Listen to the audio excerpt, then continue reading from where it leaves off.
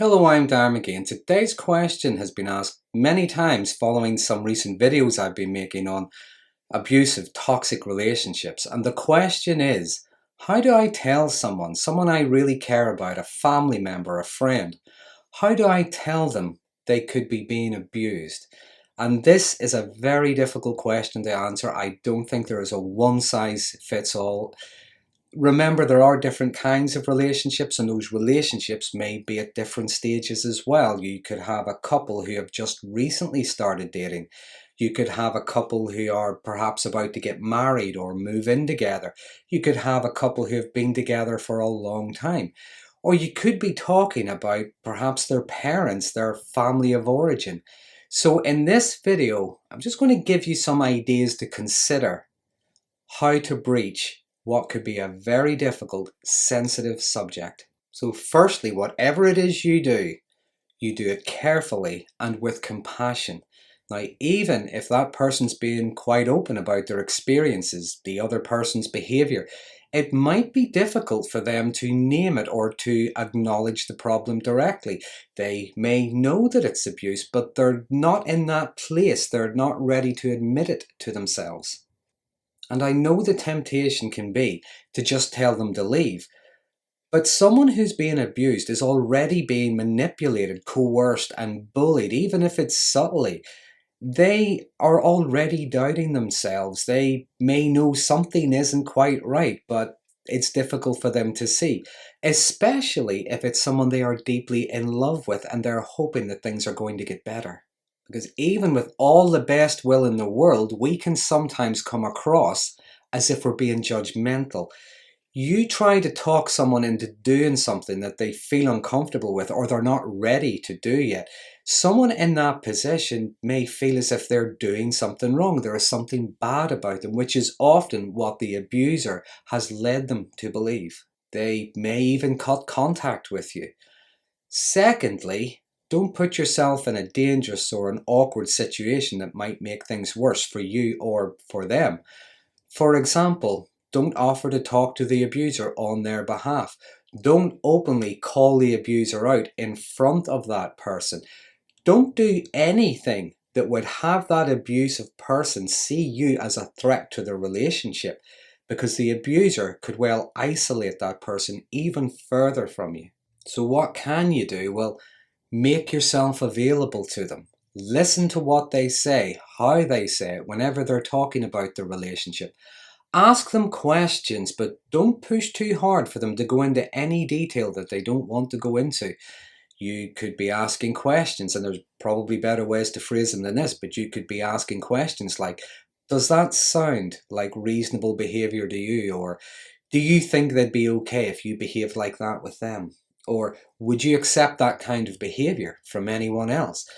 Questions, if you will, to help them to step outside of themselves and to look at it from the outside. Questions like, what would you think was going on if I was to tell you that those things were happening to me? What advice would you give me? And if they are telling you about things that they're struggling with, the difficult behaviors they're struggling with, give them time to talk and try to understand them. Remember, leaving isn't always just an easy option. There are so many things going on that we might not know about. There could be financial things going on. There could be kids involved. So give them the space to talk however they want to talk about it, and acknowledge it takes courage to talk about things like that. Now, if appropriate, and only you can discern whether or not this is appropriate given the situation, maybe you could just point out, well, actually, that sounds like gaslighting. That sounds to me like manipulation. It looks to me as if you fear their reaction. That really doesn't sound very fair. Do you really think you were in the wrong there? You could point out things that you've noticed. Try to encourage a conversation. Things like, I've noticed we don't see much of you anymore. When we do see you, you don't stay long, or you're always checking your phone or having to answer your phone. You could be saying things like, you seem quiet, you seem withdrawn, is everything okay? You're not necessarily accusing anybody of anything when you point out something you've noticed and your concern around it. And unless openly asked for, try to avoid things like, here's what I would do if I were you, or here's what you need to do. And be patient with them. The first time, maybe the second or the third, they may still be reluctant to talk to you or to listen to your concerns. But the more they see your openness, the more they see your kindness in your concern. Remember, we can be both gentle and stern at the same time. But the more they see that you're not being too intrusive, too judgmental, the safer they'll begin to feel to open up to you. And if and when they do open up, start telling you everything, still allow them to make their own decisions. Remember, they might not be ready to leave or to end the relationship just yet. Let them know that you care. Be what they need, not necessarily what you think they need. And as bad as things may be for them, from the outside, you can see things may be really bad for them. Remember, and this is what I mean about kindness, as frightened and as confused as they may be, their heart is probably breaking right in front of you in ways that you cannot see. Remind them that they're not alone. You're there for them. Other people are there for them. Many people have been in or are in the same situation. Acknowledge how difficult, maybe even frightening the situation can be.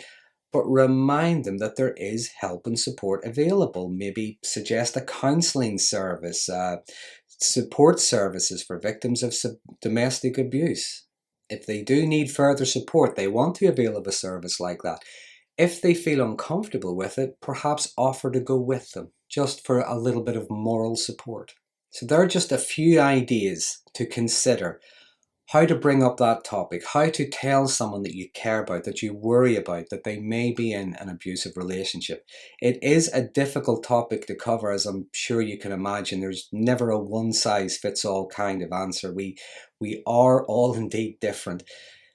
But there are different services out there, domestic abuse services out there, and a lot of them have information on ways to support friends and family members who are in or are coming out of abusive relationships. I'll put a few links to the organizations in the description of this video if you find them helpful. But if you find this video helpful or interesting, please consider subscribing to my channel for future updates on mental health related topics. And until next time, thanks for watching.